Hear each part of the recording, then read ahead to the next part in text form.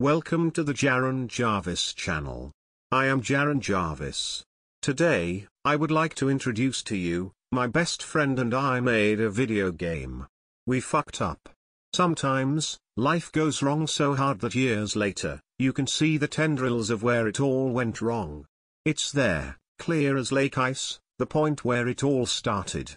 For me, it was the time when Iko, my best friend, busted into my dorm room with a pile of sketchbooks in hand and the usual crazed look in his face. "I have an idea," he said. "You have an idea?" I replied. "Let's make a game," he said. "A game?" The Oculus Rift development kit just came out. I know WebGL, you know WebGL. Yes we do, but... He tutted, spread out his sketchbooks all over the floor. "It's going to be amazing. We're going to learn a lot, we're going to be amazing," he said, grinning wildly. "So, why don't we?" And just like that, we started. There wasn't a lot of planning, not a lot of discussion. He took the next 3 hours to lay out the plan for what he wanted to build. It was, during the time, a multiplayer adventure game. I listened and watched. Rough sketches in graphite, spindly figures in charcoal for what was supposed to be an immersive, survival experience. A solo or 4-player party could take it all on as a shared quest to survive the dark woods. By the next morning, we had our mock models. By the next week, we had a prototype.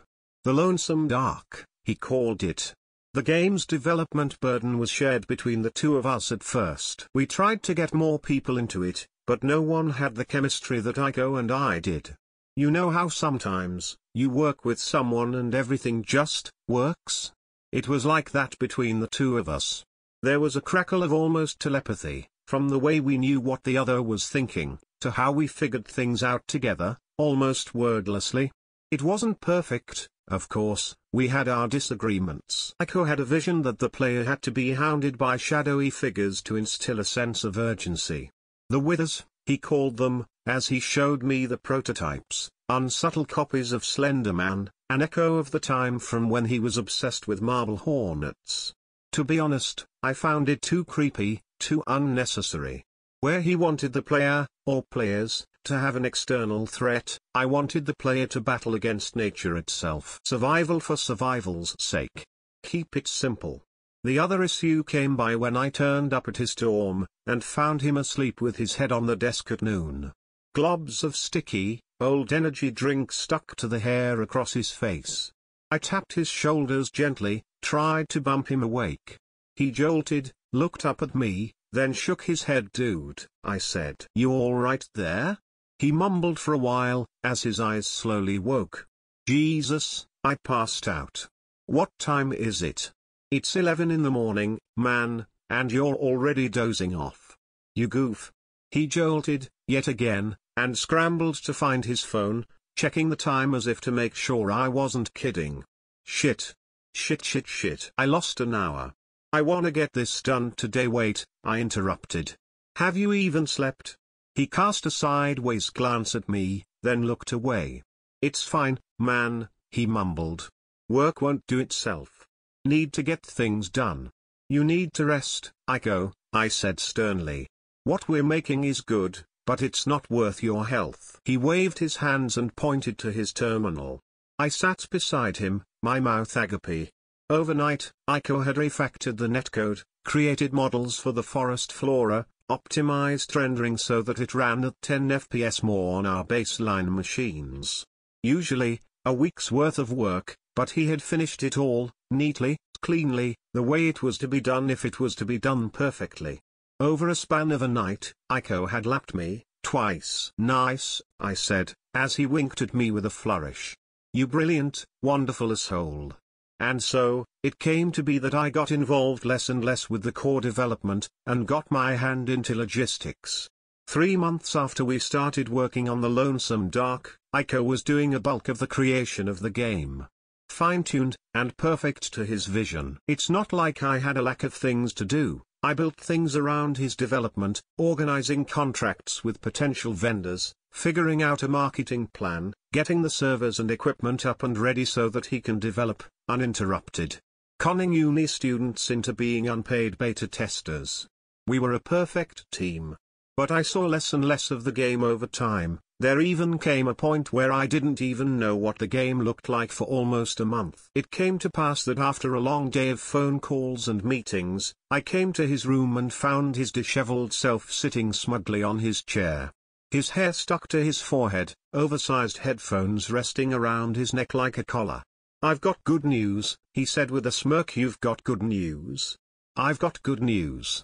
I stood there, silently, waiting for him to tell him. He always was a tease, the brilliant fuck. "So, we have a release candidate. We have a downloadable beta version," he suddenly said. I stood there, gawping. No way. There was no way. It was near improbable to have a working build of the game at this stage. No, it was humanly impossible, and as brilliant as Ico was, he surely wouldn't without a mind-boggling amount of efforts here, he said, as he plugged a USB disk into my computer. "It's called the _lonesome_dark.exe. You have the SDK on your computer, yes? Of course, but just play it," he said.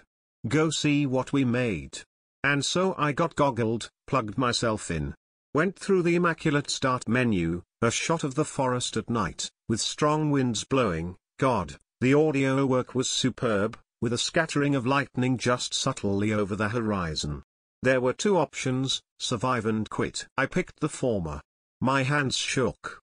There was no intro, only a cold open, with the player character's hands splayed out in front of him. A flickering flashlight lay at the side. My character wound up the flashlight as it slowly glimmered. My God, the shadow effects were glorious, as a deep sense of dread set in. There was no map, no menu, no distracting health meter. Just me and the void, or should I say, the lonesome darkness of it all. I peeled the goggles off my face to see his shit-eating grin. "We have a release candidate," I said. "We have a release candidate," he replied. "Big moments in life come after great toil, and we spent a good half a year working on this project for no pay.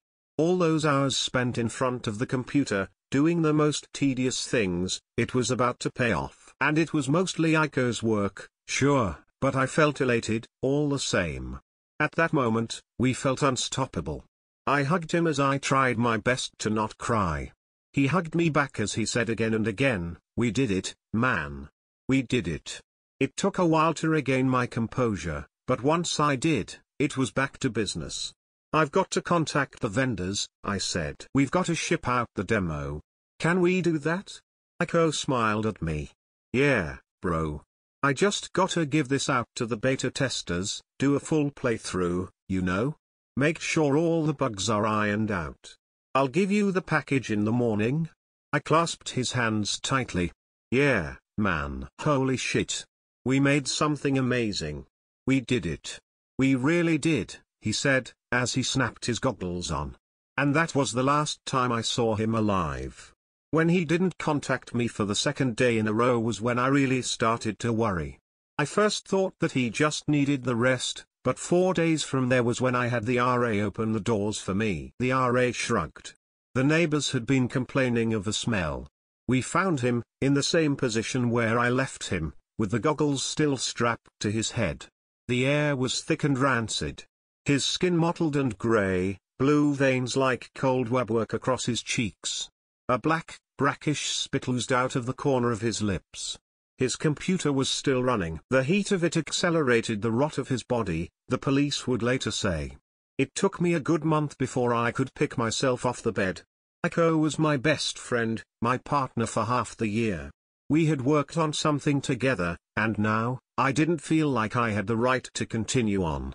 But maybe, that was exactly why I had to finish it. For him. It was 2 months after that when I had the spine to contact the beta testers. None of them answered my calls. I eventually found out later on, that they had all died of mysterious causes. All 3 of them. Found in their apartments, with goggles still strapped to their heads. Coroners chalked it up to exhaustion fueled by gaming addiction. They had a precedent, they said. The start of a social problem oncoming, they said. Happens all the time in China. But I knew better. I know better.